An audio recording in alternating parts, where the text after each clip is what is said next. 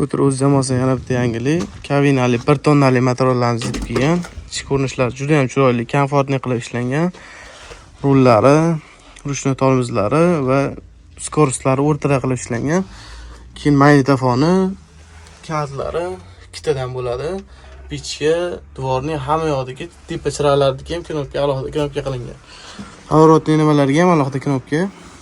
Tablolari juda katta bo'ladi.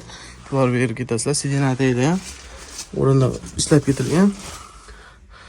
Ancha ixcham qilib ishlangan bu safar.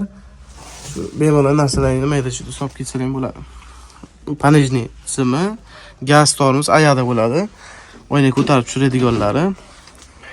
Eshik yopilishi ancha yengil, ovoz chiqarmaydi. Balonlari juda katta bo'ladi. Akkumulyatori 58 dan 6 ta bo'ladi. Motor miyasi 1,5 watt. Risollari 2 ta, amortizatorlari 2 tadan qilib ishlangan bunda. Arqa tomondan ko'rinishini ko'rsatib o'taman. Juda chiroyli qilib ishlangan arqa tomondan ham. Mana ko'rishingiz mumkin. Juda chuqur, juda ko'p narsa sig'ib ketadi. 1 tonna yuk ko'taradi bemalol. Dugalari ham ancha katta qilib ishlangan. Keyin tepada faralari, dvorniylari mavjud. Bemalol murojaat qilasizlar. Aloqa uchun pastda nomerlar qoldirib ketamiz. Telefon qilsanglar bemalol aloqaga chiqib olasizlar. Har xil ranglarda mavjud, bemalol tanlab olasizlar kelib ham.